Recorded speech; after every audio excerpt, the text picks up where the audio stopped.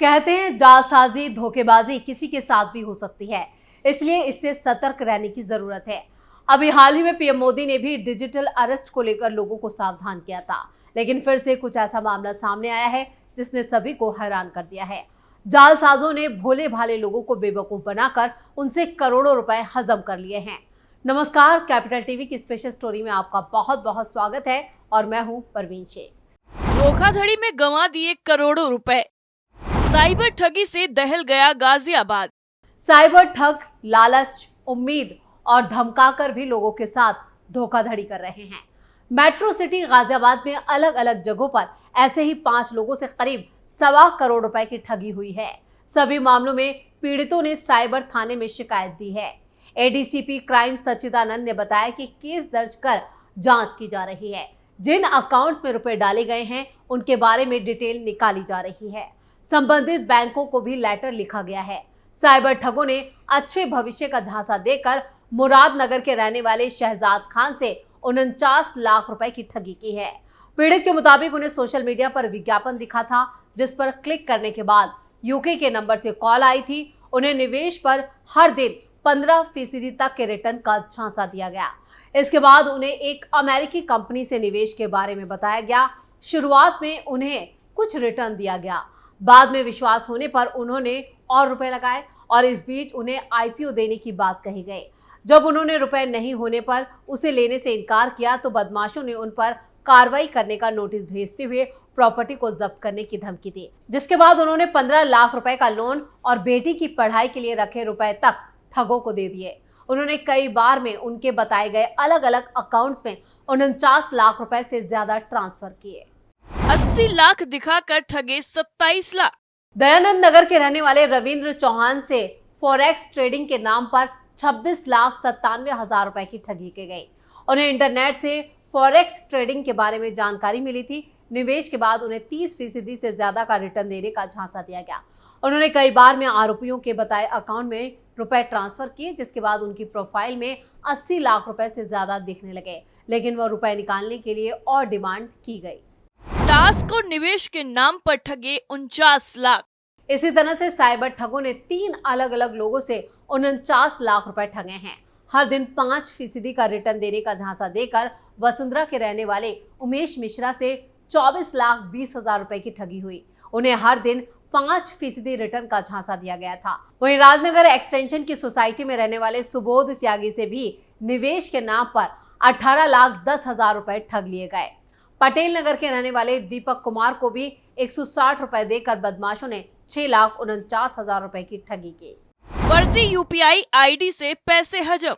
Online coaching platform के साथ में उसके पूर्व 2 कर्मचारियों ने मिलकर 25 लाख रुपए की धोखाधड़ी कर ली। कंपनी के नाम पर फर्जी यूपीआई आईडी नंबर बनाकर छात्रों को भेज दिया। बच्चों के परिवार वालों ने फीस के तौर पर जालसाजों के खाते में रुपए ट्रांसफर कर दिए और इस मामले में सेक्टर 58 के थाने की पुलिस ने केस दर्ज कर जांच शुरू कर दी। सेक्टर 58 स्थित SNVA एजुकेशन कंपनी के डायरेक्टर शशि भूषण सिंह ने बताया कि कंपनी ऑनलाइन एजुकेशन देने का काम करती है। कुछ वक्त पहले कंपनी में असिस्टेंट मैनेजर के पद पर आमिर हुसैन और शाह अली काम करते थे। दोनों सेक्टर 77 एक्सप्रेस जैनिस सोसाइटी में रहते हैं।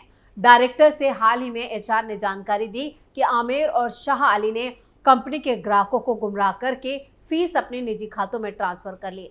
छात्रों ने एक फर्जी कंपनी खोली, बच्चों को बोला कि SNVA कंपनी के साथ में काम करती है।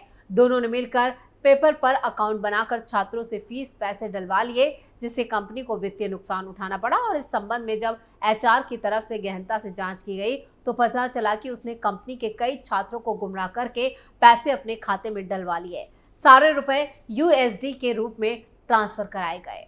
उत्तराखंड में हुई 3 करोड़ की साइबर ठगी। इतना ही नहीं, उत्तराखंड राज्य के देहरादून में मौजूद राजपुर के रहने वाले युवक को डिजिटल अरेस्ट कर 3 करोड़ की साइबर ठगी की गई थी। पीड़ित की शिकायत पर मुकदमा दर्ज कर स्पेशल टास्क फोर्स मामले की जांच कर रही थी। घटना का मास्टरमाइंड बहराइच जिले का रहने वाला था। शनिवार को STF टीम आरोपी को गिरफ्तार कर अपने साथ ले गई। देहरादून के राजपुर निवासी अनिल कुमार ने साइबर क्राइम पुलिस स्टेशन से देहरादून में 12 अगस्त को मुकदमा दर्ज कराया था। आरोप था कि 20 मई को उनके मोबाइल नंबर पर फेडेक्स कुरियर से एक कॉल आई थी कि आपका पार्सल मुंबई एयरपोर्ट पर नारकोटिक्स वालों ने पकड़ लिया है। मानसिक उत्पीड़न कर कार्रवाई और जेल जाने का डर दिखाकर उसे 3 करोड़ रुपए की ठगी की गई। अपने साथ लेकर गई एसटीएफ। उत्तराखंड एसटीएफ के एएसपी नवनीत भुल्लर के नेतृत्व में जांच कर रही टीम को इस बात की जानकारी मिली। पूरी घटना का मास्टरमाइंड यूपी के बहराइच जिले का निवासी है। शनिवार देर रात सर्विलांस के सहारे बहराइच पहुंची टीम ने रानीपुर निवासी मनोज को कोतवाली देहात इलाके के सिसई हैदर सिलोटा रोड के पास से गिरफ्तार कर लिया। एसटीएफ की टीम आरोपी को अपने साथ लेकर चली गई। फिलहाल देहात कोतवाल परमानंद तिवारी ने इस प्रकरण में अनभिज्ञता यानी कि कहा है कि उसको कोई जानकारी नहीं है। उन्होंने कहा कि एसटीएफ अपनी कार्रवाई से उच्च अधिकारियों को अवगत कराती है। 8वीं फेल साइबर ठगी का बना उस्ताद। वहीं उत्तर प्रदेश के कानपुर में करोड़ों रुपए की ठगी करने वाले साइबर ठगों को गिरफ्तार किया गया है। ये साइबर ठग भोपाल से पकड़े गए हैं। व्हाट्सएप ग्रुप पर लोगों को जोड़कर टेलीग्राम में निवेश का झांसा देकर ये ठगी करते थे। पकड़े गए आरोपियों में 3 बैंक कर्मचारी भी शामिल है। वहीं इस गैंग का सरगना जो पकड़ा गया है वो 8वीं फेल है। पुलिस अब दूसरे आरोपियों की तलाश कर रही है। दरअसल कानपुर कैंट निवासी सैन्य अधिकारी से 1 करोड़ 78 लाख रुपए की ठगी के मामले के बाद ठगी गिरोह पुलिस के निशाने पर आया। साइबर सेल टीम ने पूरे मामले को लेकर छापेमारी शुरू की और इसी सिलसिले में टीम को भोपाल में ठगों के होने की जानकारी मिली। वहां छापा मारकर उन्हें गिरफ्तार किया गया। शातिर साइबर ठगों को भोपाल से गिरफ्तार कर कानपुर लाया गया। शेयर मार्केट और क्रिप्टो करेंसी में निवेश कर भारी मुनाफे का लालच देकर ये ठग देश भर में अपना ठगी नेटवर्क फैलाए हुए थे। पकड़े गए चारों ठगों के बारे में जानकारी आई है कि वो इंटरनेशनल लेवल पर ठगी गिरोह से जुड़े हुए हैं। पकड़े गए गिरोह का सरगना 8वीं फेल है और भारत में ठगी का कारोबार वही चलाता है। गैंग का पूरी तरह से जो संचालन है वो चीन, दुबई और आर्मेनिया से होता है। फैलाया ठगी का जाल।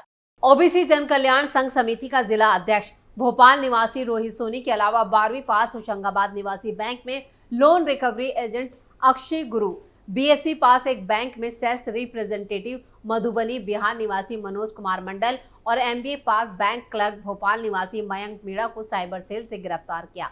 मयंक के पिता सब इंस्पेक्टर हैं। रोहित ने इंटरनेट, यूट्यूब और दोस्तों से साइबर ठगी का तरीका सीखा और उसके बाद उसने तीनों साथियों को ठगी का तरीका सिखाया। 20 राज्यों में फैला था नेटवर्क।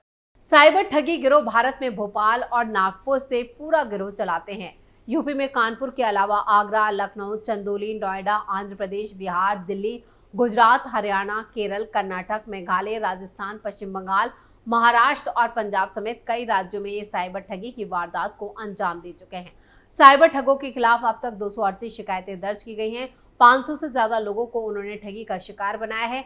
मुंबई पुलिस भी बी वारंट के जरिए शातिर ठगों को कानपुर से मुंबई ले जाने की तैयारी में है। इसके बाद दूसरे मामलों के खुलासे हो सकते हैं। ठगी के जाल में ऐसे फंसाते थे। साइबर ठग ISTC ऐप के जरिए कानपुर में कई लोगों को अपनी ठगी का शिकार बनाया। 1000 रुपए का शेयर दिखाकर उसमें 400 से 500% मुनाफा निर्धारित समय में होने का दावा करते थे। ऐप में वर्चुअल वॉलेट भी थी। इसमें मुनाफे की रकम दिखाती थी और उसे निकालने नहीं दिया जा सकता था। ये ठग सोशल मीडिया से मोबाइल नंबर हासिल करने के बाद उसे अपने फर्जी ट्रेनिंग व्हाट्सएप ग्रुप से जोड़ देते थे। व्हाट्सएप ग्रुप में गिरोह के सदस्य सक्रिय रहते थे। वो फर्जी मुनाफे का मैसेज ग्रुप पर पोस्ट किया करते थे। शुरुआत में पीड़ितों को थोड़े पैसे मुनाफे के नाम पर देते थे। उसके बाद लोग प्रभावित होकर निवेश शुरू कर देते थे। इसके बाद उन्हें टेलीग्राम ग्रुप से जोड़ दिया जाता था।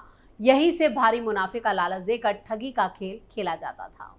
चीन, दुबई से चल रहा गिरोह। डीसीपी क्राइम आशीष श्रीवास्तव ने बताया कि चीन, दुबई और आर्मेनिया में बैठकर इस पूरे फर्जीवाड़ा गैंग को चलाया जा रहा था। पकड़ा गया रोहित सोनी साइबर ठगी से कमाए गए पैसों को टेलीग्राम के जरिए संपर्क करके USDT क्रिप्टो करेंसी से भेजता था। वहां से अपना और खाता धारकों का कमीशन लेकर सभी को बांटता था। पकड़े गए शातिर गिरोह के लिए भारत में काम कर रहे थे। उसके आका विदेश में बैठे हैं। क्या है डिजिटल अरेस्ट? डिजिटल अरेस्ट में किसी शख्स को ऑनलाइन माध्यम से डराया जाता है, फिर वो सरकारी एजेंसी के माध्यम से अरेस्ट हो गया है, उसे पेनल्टी या जुर्माना देना होगा। डिजिटल अरेस्ट एक ऐसा शब्द है जो कानून में नहीं है, लेकिन अपराधियों के इस तरह के बढ़ते अपराध की वजह से इसका उद्भव हुआ है। पिछले 3 महीनों में दिल्ली NCR में 600 मामले ऐसे आए हैं जिनमें 400 करोड़ रुपए की धोखाधड़ी हुई। इसके अलावा कई सारे ऑन रिपोर्टेड मामले होते हैं। कई ऐसे मामले भी आते हैं जिसमें ठगी करने की कोशिश करने वाले सफल नहीं हो पाते। डिजिटल अरेस्ट के संगठित गिरोह का अभी तक खुलासा नहीं हुआ है, जिसकी वजह से डिजिटल अरेस्ट के मामले बढ़ते जा रहे हैं। अगर आपके साथ भी कुछ इस तरह का होता है तो आप फौरन साइबर सेल में शिकायत करें। सावधान रहें और सतर्क रहें, सुरक्षित रहें। स्पेशल स्टोरी में फिलहाल के लिए इतना ही। बाकी खबरों के लिए देखते रहिए कैपिटल टीवी। नमस्कार।